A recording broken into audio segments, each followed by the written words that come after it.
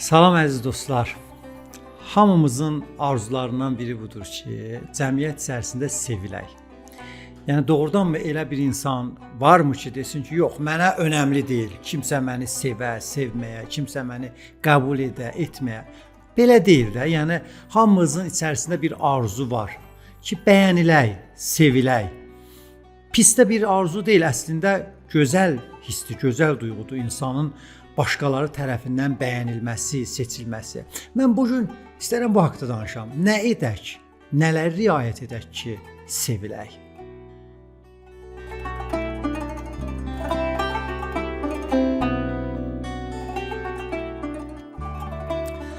Vaxtı uzatmadan 6 faktor sizin üçün qeyd eləmişəm. Bunları əgər riayət eləsək, İnsanlar tərəfindən, cəmiyyət tərəfindən sevilməyimizdə çox təsir qoyacaq. Əlbəttə, insan gərək elə olsun ki, insan Allahın sevgisini gərək qazansın bu dünyada. Amma bunu da qeyd edeyim, Allaha gedən yol da elə insanlardan keçir. Yəni biz insanlar tərəfindən əgər tamamilə rədd olunuruqsa, insanların bizə qarşı nifrəti varsa, deməli bu ortada problem var da, onu da gərək nəzərə alaq. Zirəng adam odur ki, bacarıqlı adam odur ki, belə iş görsün ki, həm Allah onu çox istəsin, həm cəmiyyət onu çox istəsin. Bunu da qeyd eləyəm ki, Allah əgər insanı çox istəsə, elə cəmiyyət də onu istəyər. Yəni Allah qəlbləri çevirir, döndərir özünə qarşı, insanın xeyrinə tərəf edir. Amma hər halda biz bir sıra qaydaları riayət eləməkdən əslində həm dini göstərişlər əməl eləmiş oluruq bu qaydalarla. Yəni Allahın sevgisini qazanırıq, həm də cəmiyyətin o diqqətini özümüzə çəkə bilirik.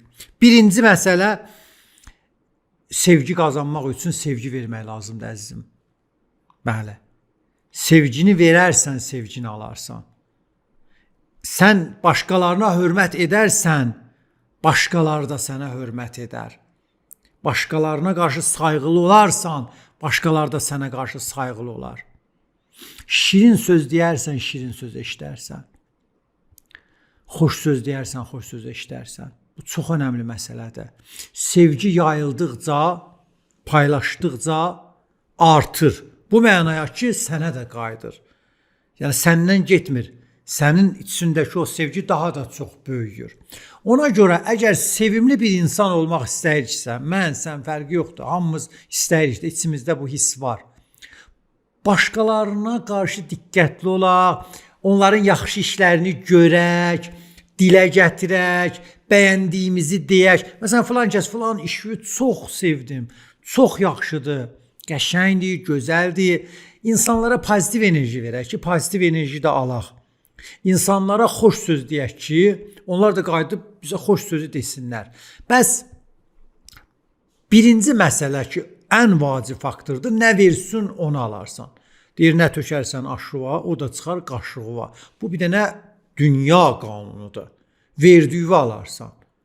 Hörmət elə, sənə hörmət eləsinlər. Sev, sevgi görəsən. İkinci məsələ, çox önəmli görürəm bunu. Təbəssüm. Yəni ola bilər biri sevgi göstərir, amma sevgisində heç bir təbəssüm olmuyor. Təbəssüm ayrı bir faktordur və çox da önəmlidir. Şah əsərdir təbəssüm. Yəni insanın o vücudunda özündən göstərə biləcəyi o şah əsər təbəssümdür. Peyğəmbər danışarkən gülümsəyərdi, hədisdə var. Mömin təbəssüm eləyər. Ümumiyyətlə, gülüş hər kəsə yaraşır. Allah insanı elə yaradıb ki, hər bir insan gülüş özündən göstərdiyi zaman, sifətində o cizgilər, təbəssüm cizgiləri yarandığı zaman qəşəng görsənir, gözəl görsənir və sevilir. Çünki beynin neyronları fotokopiya eləyir, serokopiya eləyir. Məsələn, sən qarşı tərəfə gülürsən, təbəssüm eləyirsən, o beynin neyronları bir cür işləyir ki, onu sanki bir güzgüdür də, sənin o təbəssümün düşür onun beyninə və onun da beynində bir xoşluq yaranır. Və içində sənə qarşı bir sevgi oyanışı olur. O səbəbdəndir ki, üzündə gülüş olan insanlara hamı sevir. Filan kəs çox təbəssümlü insandır, çox Üzünə baxırsan həmişə gülür, gülümsəyir. Və o cür insanlar da sevirlər. Ha, nəyə görə? Çünki ətrafa şadlıq yayır, ətrafa enerji yayır. Üzümüzdən gülümsəməyi əski eləməyək. Və bu qədər də təkid olunub həm dini motivlərdə, ayə hədislərdə, həm psixologiyada ən önəmli tapşırıqlardan biridir. Həm həyat təcrübəmiz bizə bunu dedi. Üçüncü məsələ, çox vacib olaraq mən bunu görürəm. Əgər sevilmək istəyirsənsə, hörmət qazanmaq istəyirsənsə, insanlara fürsət ver, özlərini ifadə eləsinlər. Məsələn, biri gəlib, ürəyi doludur, sənin yanında oturur, ağzını açır danışmağa, qoymursan danışsın. Qəşəng əyləş, deyirəm, buyur eşidirəm əzizim, dostum, dəyərli insan. Nə deyirsən, mən eşidirəm səni, buyur. Qoy danışsın, hətta arada sual ver ki, əmin olsun ki, sən dinləyirsən. Dərin suallar vermə o mövzu haqqında. Nəinki ondan irad tutmağa çalışaq, xeyr. Onu dərk eləməyə çalışırsan kimi suallar ver. Onunla həmdəm olduğu bildir. Onu anladığı bildir. İnsanlara bunu bildirmək lazımdır. Əzizim, mən səni anlayıram. Mən səni dinləyirəm. Mən səni başa düşürəm. Mən sənə haqq verirəm. Təbii ki, bir sıra yerlərdə əgər iradlarımız da varsa, onu sual şəklində deyəcək. Əlbəttə, bunu bu şəkildə eləsəydin necə? Əgər doğrudan da insanlara yaxşılıq eləmək istəyiriksə, ən üstün yaxşılıq, mən sizə deyim, onlara fürsət verək, qoy özlərin ifadə eləsinlər bizim yanımızda, ürəklərin boşaltsınlar, o beyinlərindən keçənləri bizdən bölüşsünlər. Hətta biz özümüz o şəraiti yaradaq, çay qoyaq qabağına, konfet qoyaq, şokolad qoyaq, meyvə soyaq deyə, danış, eşidirəm səni. Hər şey yaxşıdır, dinləyirəm səni. İnsanlar o şəxsin yanında özlərini yaxşı hiss edirlər ki, o insan onu dinləyir, o fürsət ona verib, o imkanı ona verib ki, mən özümü onun yanında ifadə eləyə bilim. Dördüncü məsələ çox vacib, çox vacib.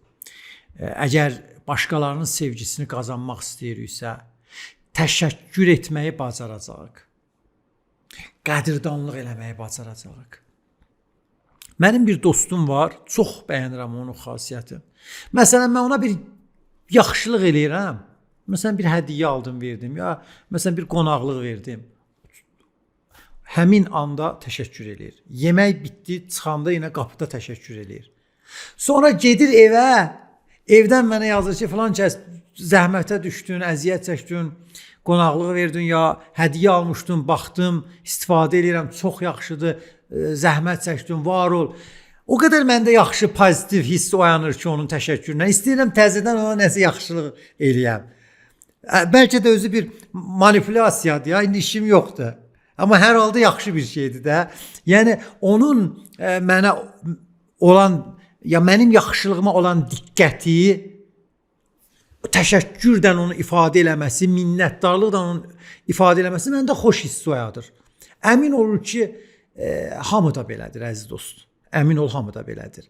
Yəni, biri sənin qabağına gətirib bir çay da qoysa, çox sağ ol de. Demək ki, evdə xanım da gətirəcək çayı, qoyacaq da qabağıma. Neynəməlidir ki? Yox. Düzdür, o gətirib qoyur, o başqa söhbətdir. Amma səndən nə gedir ki, çox sağ ol de də. Bir mədəniyyətdir, təşəkkür eləmək bəyən pis bir şeydir. Biraz mədəni olaq da. Mədəni olmaq ki, yaxşı bir şeydir. Qədirdanlıq eləmək. Hamımız insanıq, hamımız görünmək istəyirik. Hamımız etdiyimiz o yaxşılığın görsənməsini istəyirik. O da bilirsiniz nə vaxt olar? Qarşı tərəfdən o gələn təşəkkürlə məlum olar ki, görüldü, bilindi. O minnətdarlıq gəldi. Onu bir-birimizdən əsirgəməyək. Onsuz da o qədər şey bir-birimizdən əsirgəyirik.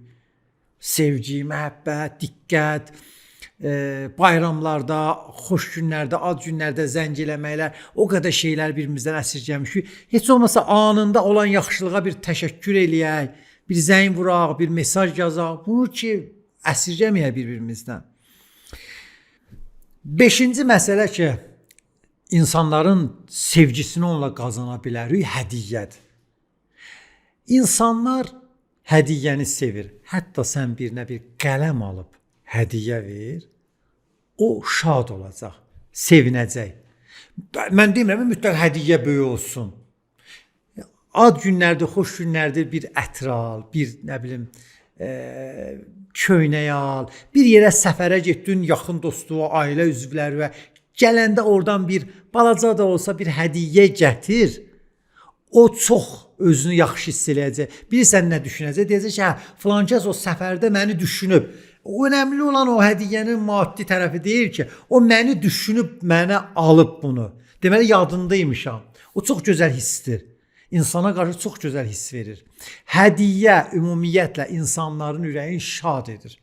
Bu isbat olunmuş bir məsələdir.